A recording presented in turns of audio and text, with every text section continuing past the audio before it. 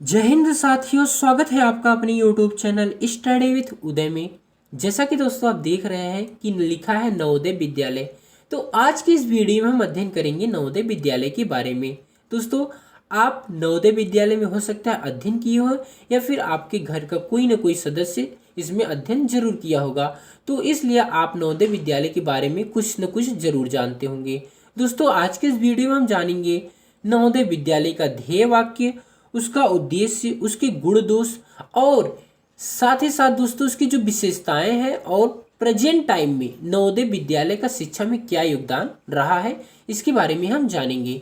दोस्तों, नवोदय विद्यालय की स्थापना का जो विचार था इस सर्वप्रथम राजीव गांधी जी के द्वारा 1986 में दिया गया था, जिसे बाद में राष्ट्रीय शिक्षा नीति 1986 द्वारा स्थापित करने की घोषणा की गई। इसे गति निर्धारक विद्यालय के नाम से जाना जाता है। दोस्तों, इसे किस नाम से जाना जाता है? तो गति निर्धारक विद्यालय के नाम से जाना जाता है। मुख्य रूप से ग्रामीण क्षेत्रों के प्रतिभाशाली बालकों को उनके परिवार की सामाजिक आर्थिक स्थिति का ध्यान दिए बिना गुणात्मक शिक्षा प्रदान करना, जिसमें सामाजिक आर्थिक मूल्यों, पर्यावरण जागरूकता, साहसिक क्रियाकलाप एवं शारीरिक शिक्षा जैसे महत्वपूर्ण घटकों का समावेश हो। दोस्तों, आपको पता होगा कि जो नवोदय विद्यालय में एडमिशन होता है वो मेनली जो होते हैं अधिक से अधिक लोग गांव से लोग होते हैं, और गांव की जो आर्थिक स्थिति होती है उतनी अच्छी नहीं होती है, तो वे लोग अपने बच्चे को प्राइवेट स्कूलों में नहीं पढ़ा पाते हैं। जहाँ पे जो सरकारी स्कूलें हैं जो चल रही हैं उसमें उतनी गुणवत्तापूर्ण शिक्षा नहीं दी जाती है। तो उसको देखते हुए कि इन बच्चों को जो कमज़ोर हैं और इनको आगे बढ़ाने के लिए गुणवत्तापूर्ण शिक्षा प्रदान करने के लिए एक विद्यालय की स्थापना किया गया, जिसका नाम था नवोदय विद्यालय। दोस्तों, यह विद्यालय जो था विद्यार्थी को उत्तम शिक्षा व्यवस्था के लिए बनाया गया, और इसकी जो कार्य योजना थी 1986 में इस प्रकार के विद्यालय खोलने के प्रयास किए गए। इन विद्यालय को नवोदय विद्यालय का नाम दिया गया, जैसे मैंने आपको बताया है। कार्य योजना 1986 में नवोदय विद्यालय योजना को प्रारंभ करने के लिए कारगर तरीके भी दर्शाए गए। अब दोस्तों, इसके बारे में हम जानते हैं इसका ध्येय वाक्य क्या है। तो नवोदय विद्यालय का जो ध्येय वाक्य है वो है प्रज्ञान बलम। क्या है? प्रज्ञान बलम, जिसका अर्थ होता है पवित्र ज्ञान परमात्मा के समान होता है। प्रज्ञान बलम, ब्रह्म का अर्थ क्या होता है? सॉरी दोस्तों, हमने बलम कह दिया, यहाँ प्रज्ञान ब्रह्म। क्या है? प्रज्ञान ब्रह्म, जिसका जो अर्थ होता है वो होता है पवित्र ज्ञान परमात्मा के समान होता है। नवोदय विद्यालय की स्थापना के संबंध में केंद्र सरकार के द्वारा जो निर्णय लिए गए हैं उसके बारे में हम जानते हैं। जैसे कि दोस्तों इन्होंने जो निर्णय लिया कि देश के सभी प्रांतों के जिले में एक नवोदय विद्यालय की स्थापना की जाए। देश के जितने भी राज्य हैं और वहाँ पे जितने भी जिले हैं, हर राज्य में जितने भी जिले हैं वहाँ पे नवोदय विद्यालय की स्थापना की जाए, और जिसमें कक्षा 6 से 12 तक बच्चे को शिक्षा ग्रहण करेंगे। जिसमें कि क्या करेंगे, बच्चे जो होंगे 6 से 12 तक शिक्षा ग्रहण करेंगे। दोस्तों, आप कमेंट बॉक्स जरूर बताइएगा कि आप क्या नवोदय विद्यालय के बारे में कुछ जानते हैं या फिर क्या आपने उसमें अध्ययन किया है या नहीं। दोस्तों, ये विद्यालय सीबीएसई से संबंधित होंगे। जो नवोदय विद्यालय होंगे ये किससे संबंधित होंगे? तो सेंट्रल बेसिक सेकेंडरी एजुकेशन से, central board of secondary education से ये संबंधित होंगे, जिसमें 6 से 8 तक की शिक्षा क्षेत्रीय भाषा, मतलब कि कहने का दोस्तों जो क्षेत्रीय भाषा, जैसे कि आप तमिल में पढ़ रहे हैं, तमिलनाडु से पढ़ रहे हैं कि महाराष्ट्र से पढ़ रहे हैं, केरल में पढ़ रहे हैं, तो वहाँ की जो क्षेत्रीय भाषा है, जैसे कि तमिल का हो गया, तमिलनाडु का तमिल हो गया, केरल का हो गया, मलयालम हो गया, तो ऐसे महाराष्ट्र का मराठी हो गया, तो उस भाषा में शिक्षा दी जानी चाहिए 6 से 8 तक, तथा 9 से 12वीं तक की शिक्षा हिंदी व अंग्रेजी में दी जाएगी। कक्षा 9 से जो 12 तक की शिक्षा होगी वह हिंदी और अंग्रेजी में दी जाएगी। यहाँ की दोस्तों कहा भी जाता है इसको कि इसमें त्रिभाषाएं चलती हैं, जो कि क्षेत्रीय भाषा जैसे हो गया और हिंदी और अंग्रेजी हो गया। ये विद्यालय सामान्यतः ग्रामीणांचल में स्थापित किए जाएंगे। मतलब ये जो नवोदय विद्यालय खोले जाएंगे शहर में नहीं खोले जाएंगे, ये कहाँ पे खोले जाएंगे? गांव में स्थापित किए जाएंगे। इसका दोस्तों हम चौथा लक्ष्य देखते हैं, क्या था, क्या घोषणा की गई थी, नियम क्या बनाए गए थे कि ये विद्यालय आवासीय सह शिक्षा व निःशुल्क होंगी। ये विद्यालय कैसा होगा, वहाँ पे हॉस्टल फ्री होगा, मतलब आपको हॉस्टल मिलेगा, आप वहीं पे रहेंगे, आपकी पढ़ाई लिखाई, जो खेल कूद है, मनोरंजन का साधन है, सब आपको वहीं पे मिलेगा।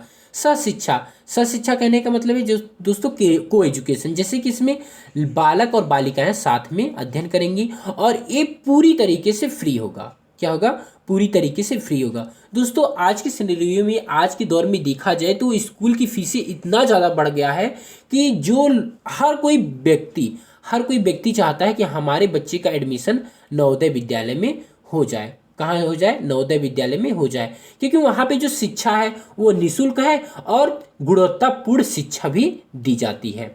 राजस्व का निर्धारण, दोस्तों इसकी जो राजस्व का निर्धारण था वो केंद्र और राज्य सरकारों में किया गया, जिसमें से केंद्र सरकार को 65% राजस्व देने पड़ेंगे और जो 35% रहेगा ये राज्य सरकार के अंतर्गत आएगा। इन विद्यालय में 75% स्थान ग्रामीण क्षेत्रों के बच्चों के लिए, मतलब कि जो 75% सीट होंगी वो ग्रामीण क्षेत्रों के बच्चों के लिए होंगी और 15% जो होगा अनुसूचित जाति के लिए होगा। और जो आपका 7.5 जो होगा ये अनुसूचित जाति के लिए आरक्षित होगा। किसके लिए होगा, अनुसूचित 15, सॉरी दोस्तों, मतलब कि 75 जो होगा ग्रामीण के लिए होगा, 15 जो होगा अनुसूचित जनजाति के लिए होगा और 15 जो होगा अनुसूचित जाति के लिए आरक्षित होगा। इसमें दोस्तों मैंने आपको बताया कि 3 भाषाएं चलेंगी, कौन कौन सी, जैसे कि क्षेत्रीय भाषा हो गया और हिंदी और अंग्रेजी। कक्षा 6 से 8 तक क्षेत्रीय भाषा और 9 से 12वीं तक हिंदी और अंग्रेजी में आपको शिक्षा उपलब्ध कराई जाएगी। अब इसके उद्देश्य को हम जानते हैं, इसके उद्देश्य क्या है। तो पहला उद्देश्य यह है दोस्तों कि प्रतिभाशाली छात्रों के सर्वांगीण विकास के लिए उनके पारिवारिक, सामाजिक एवं आर्थिक स्थितियों में भेदभाव के बिना आधुनिक सुविधाओं के साथ उच्च स्तर की शिक्षा प्रदान करना। कहने का मतलब है दोस्तों कि इसमें जो भी बच्चे जाएंगे वो क्या होंगे, प्रतिभाशाली होंगे। वो किसी भी ब्राह्मण के यहाँ से भी जा सकते हैं, ठाकुर के यहाँ से भी जा सकते हैं, कोयरी के यहाँ से भी जा सकते हैं और नीचे की जाति बिरादरी के भी बच्चे हो सकते हैं। तो वहाँ पे जाने पे क्या हो जाएगा कि जितने भी बच्चे होंगे सब एक साथ मिलके पढ़ेंगे और उनमें क्या हो जाएगा, जो उनके बीच का भेदभाव होता है, सामाजिक आर्थिक स्थिति को लेकर के जो भेदभाव है वो सभी खत्म कर दिया जाएगा। मतलब कि जब वहाँ पे बच्चे नवोदय में एडमिशन लेते हैं। त्रिभाषा सूत्र के आधार पे 3 भाषाओं का ज्ञान प्रदान करना, जैसे कि 2-3 बार मैं बता भी चुका हूँ कि क्षेत्रीय भाषा चलेगा, हिंदी और अंग्रेजी चलेगा, मतलब इसमें 3 भाषाएं आपको सीखना होता है। अन्य विद्यालयों के लिए आदर्श प्रस्तुत करना। अब इसका मतलब है दोस्तों कि जैसे कि आप देखे होंगे कि माध्यमिक विद्यालय बहुत सारे खुले हैं, जो है क्या नाम है, सरकारी भी विद्यालय हैं, प्राइवेट भी विद्यालय बहुत सारे खुले हुए हैं, तो उनको आदर्श भी प्रदान करता है। तो किस तरीके से करेगा, जैसे यहाँ के जो बच्चे होते हैं बहुत ज़्यादा संस्कारी होते हैं, वो पढ़ाई के साथ साथ उसमें नैतिक, चारित्रिक, सामाजिक सर्वांगीण विकास होता है। जो नवोदय विद्यालय में पढ़ते हैं उनमें सब विकास होता है। जैसे कि आप जैसे देखते होंगे कि प्राइवेट स्कूलों में सिर्फ रटंत प्रणाली चलती, बच्चे को सिर्फ रटाते रहते, उतने अच्छे से समझाया नहीं जाता। लेकिन जब नवोदय विद्यालय में आप एडमिशन करेंगे तो आपको पढ़ाई के साथ साथ आपका पूरा विकास किया जाता है। प्रतिभाओं का विकास करके राष्ट्र के विकास में सहायता प्रदान करना। इसमें दोस्तों कई तरीके के होगा, कोई म्यूजिक करना चाहता है, कोई सिंगिंग करना चाहता है, कोई डांसिंग करना चाहता है, कोई आर्टिस्ट बनना चाहता है, तो उनका विकास किया जाता है। और उनका जब विकास करेंगे तो इनमें राष्ट्र का भी विकास होगा, क्योंकि जब वो उनकी प्रतिभा निखर करके सामने आएंगे तो उन्हें देश में जो अलग अलग जैसे कि कहीं पे आयोजन चलता है तो वहाँ पे भेजा जाता है, तो वहाँ से देश का नाम रोशन करते हैं।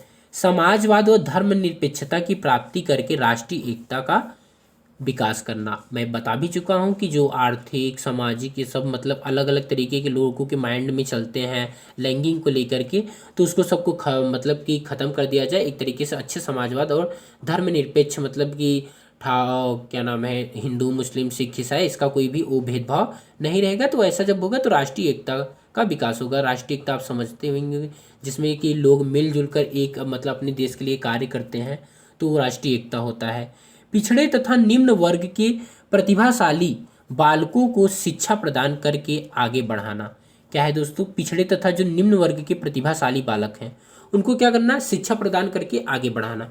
इनकी दोस्तों आर्थिक स्थिति कमजोर होती है तो इनकी पढ़ाई कंप्लीट नहीं हो पाती है और गुणवत्तापूर्ण शिक्षा भी नहीं मिलता है और पूरी पढ़ाई भी नहीं होती है, तो इनकी पढ़ाई जो होती बीच में ही रुक जाती है। तो उनको क्या करना, शिक्षा प्रदान किया जाता है और उन्हें आगे बढ़ाया जाता है।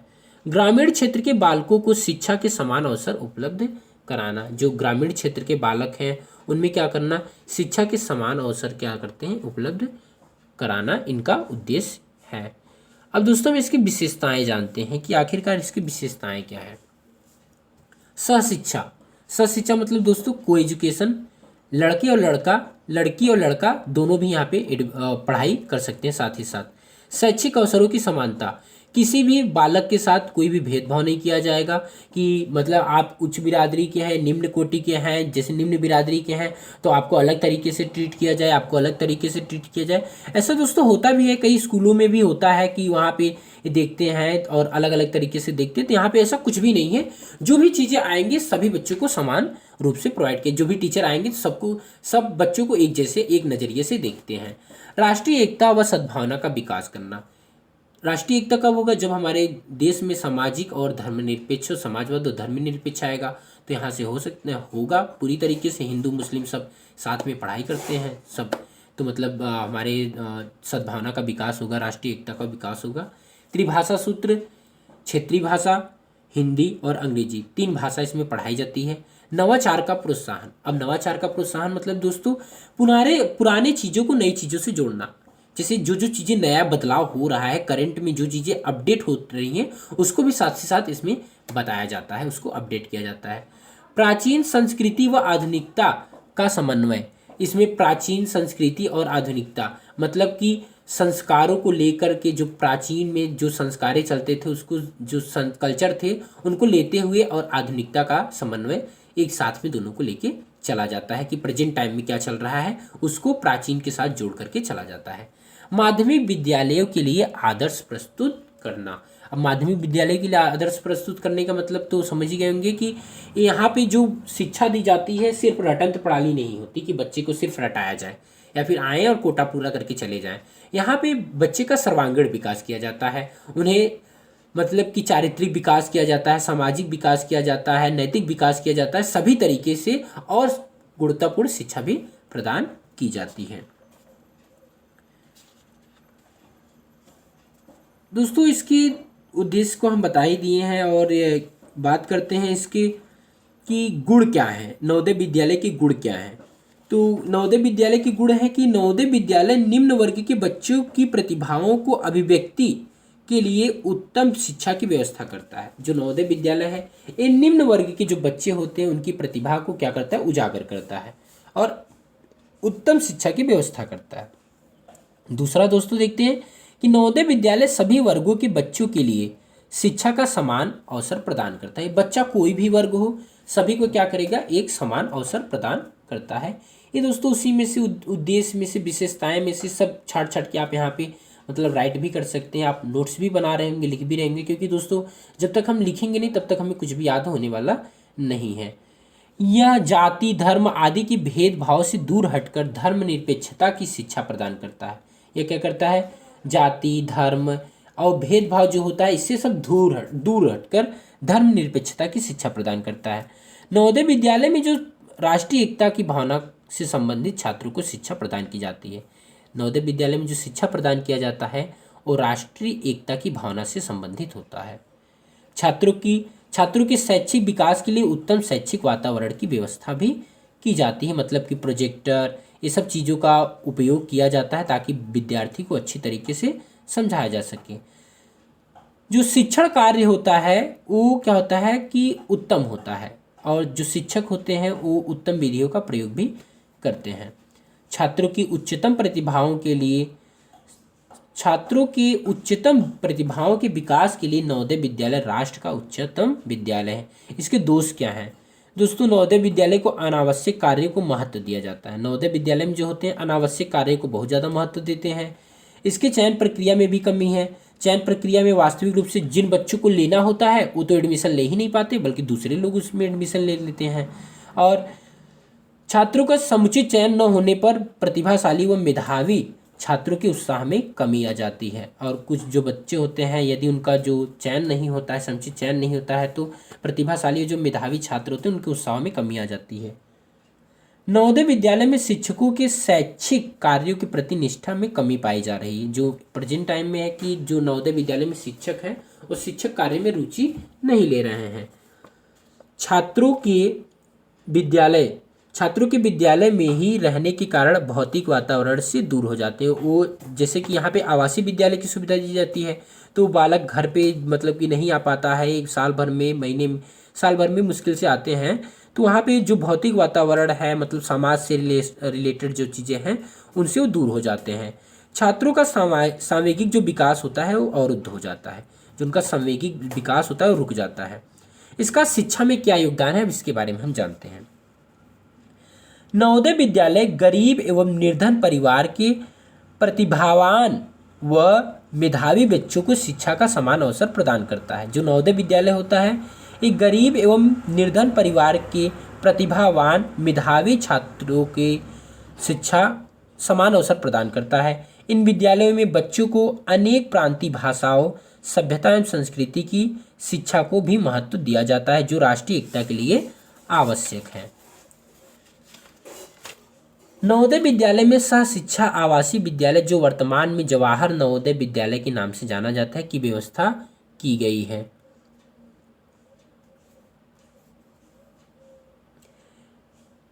यह छात्रों में राष्ट्रीय एकता एवं शैक्षिक अवसरों की समानता के साथ विद्यालय का एक आदर्श स्वरूप प्रस्तुत करता है। दोस्तों, यह जो होता है छात्रों में राष्ट्रीय एकता एवं शैक्षिक अवसरों की समानता के साथ साथ विद्यालय का एक आदर्श स्वरूप भी प्रस्तुत करता है।